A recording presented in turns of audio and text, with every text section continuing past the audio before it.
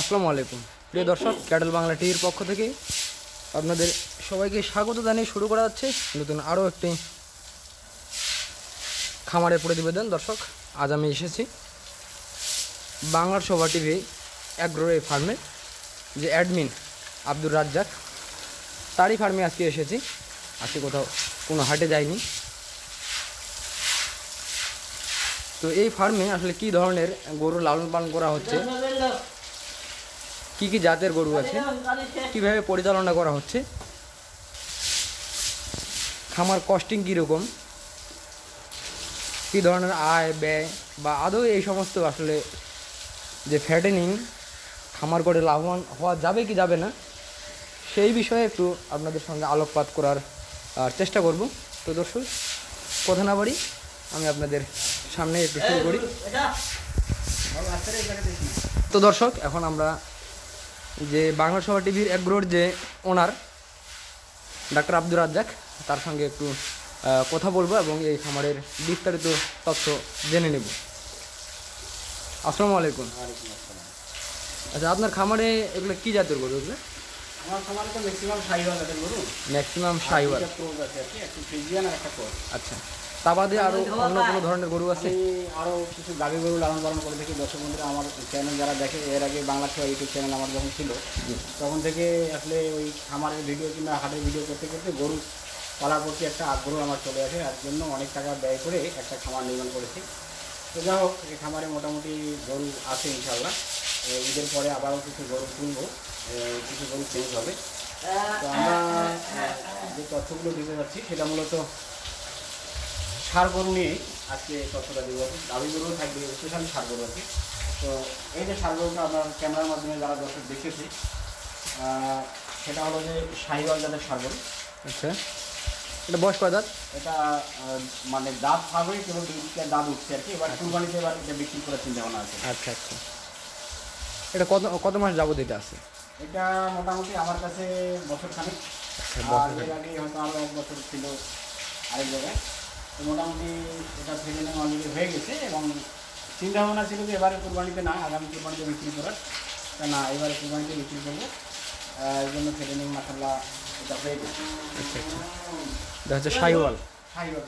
আচ্ছা, আর কস্টিংয়ের ব্যাপারে যেটা বলবো সেটা হলো যে গরু লালন পালন করতে গেলে ঘাট ছাড়া কিন্তু গরু লালন পালন কোনো বিকল্প নেই। আচ্ছা, যারা ঘাট ছাড়া গরু লালন পালন করে তারা আসলে বোকার সাথে বসবাস করে।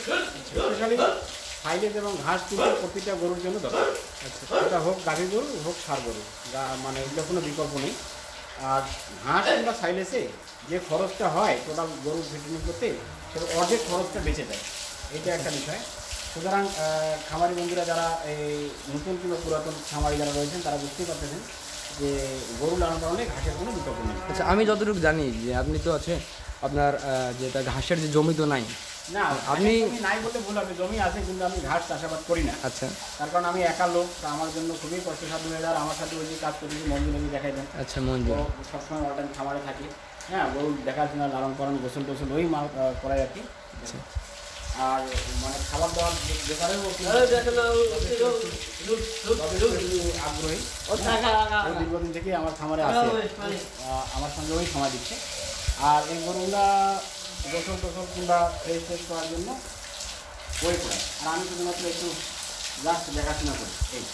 আচ্ছা আচ্ছা, আর বাকি যে এই গরুগুলো আছে এগুলো কি শাহিওয়াল? না না না, এটা শাহিওয়াল এবং ক্রস কম্বাইনেশন একটা গরু। আচ্ছা, এটা মানে ইয়া ক্রস ছিল, হচ্ছে জার্সি ক্রস কম্বাইনেশন এবং শাহিওয়াল জাত মিক্সিংয়ে। অ্যাকচুয়ালি বাংলাদেশের প্রেক্ষাপটে যে ডাক্তাররা যে বীজগুলো দেয়, সেই বীজগুলো কোনটা গরু কোন বীজ কোন গরুকে দেয় না দেয় কোনো গ্যারান্টি নেই। মানে এখানে ধরা বাঁধা কোনো নিয়ম নেই। একটা গরু হেঁটে আসলো, আলটিমেটলি তাকে যে কোনো একটা বীজ দিয়ে একটা নাম একটা বলাই দিল, নাম একটা বলাই দিল এবং ওইভাবে কন্ট্যাক্ট করতে হবে। এই গরুটাও আমরা ঈদ উপলক্ষে টার্গেট করছি। এই গরুটা বেচতাম না, কিন্তু হয়তো দাঁত হয়েছে কি হয়নি তার কারণ কাছেই যাওয়া যায় না। ডবল দোষী দিন ও আসলে অনেক ডিস্টার্ব।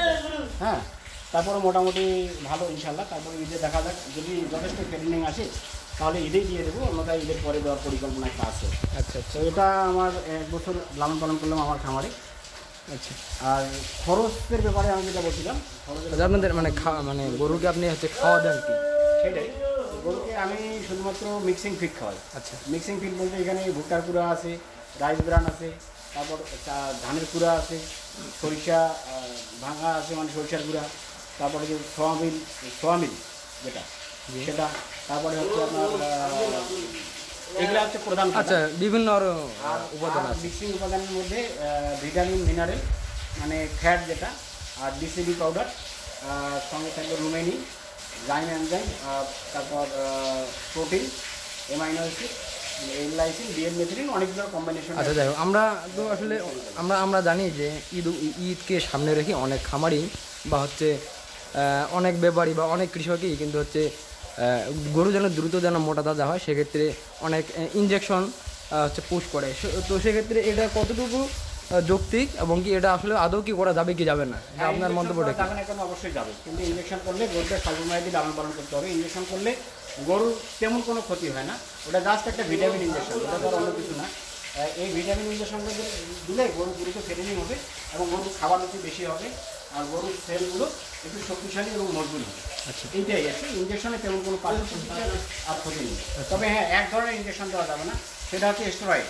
যারা স্বল্প মেয়াদে গরু মোটা তাজা করতে যাচ্ছে, অনেকে 2 থেকে 3 মাসের মধ্যে, তারা অনেকে স্টেরয়েড ইনজেকশন দিয়ে থাকে, কিন্তু আমরা স্টেরয়েড ইনজেকশনের আশেপাশে নাই, কিংবা স্টেরয়েড ইনজেকশন আমরা দিলে তার কারণ এগুলো যেহেতু দীর্ঘমেয়াদী লালন পালন করতে হয়, তখন গরু স্টপ করবে কোনো ঠিক নেই। যার কারণে স্টেরয়েড ইনজেকশন দিলে গরুর কিডনি আলটিমেটলি ড্যাম হয়ে যায় এবং গরুর ভিতরে যে পানি টাকা সেটা রিজার্ভ হয়ে গরু মোটা তাজা হয়, সেটিং হয়। আর যদি কোনো কোথায় সেগুলোটা জবাই করে তারপর সে যথেষ্ট লাভবান হতে পারে না কিংবা হয় না, এই জন্য আমরা স্টেরয়েড ইনজেকশন দিই। আচ্ছা দর্শক, এদিকে যে আরও সারি সারি যে গরুগুলো রয়েছে মোটামুটি আমরা দেখতে পাচ্ছি যে হচ্ছে 5টা আছে না, আমরা এদিকে দেখতে পাচ্ছি আরও 2টা। আর খামারে মূলত কুরবানি উপযোগী এই ধরনের যে 5টা আছে। আমার এই কুরবানি উপযোগী সার এগুলো হলেও আমি আসলে এগুলো কুরবানি উপযোগী হিসাবে দিচ্ছি না। আচ্ছা, তার কারণ এইটা কিন্তু অনেক ভালো প্রজাতির একটা গরু, এটা গির, গির, এর কি নেপালি গির? হ্যাঁ নেপালি গির, এটা অনেক ভালো একটা বাচ্চা আমি কালেক্ট করেছিলাম। এটা লালন পালন করে আমার গতকাল হয়ে গেছে, আমরা তো ওসব অনেক ঘুরে ফেলা। এটার টার্গেট হচ্ছে 2025 সালের ঈদুল আজহায় এটা আমি টার্গেট করতেছি, তখন ইনশাল্লাহ ডাকবে।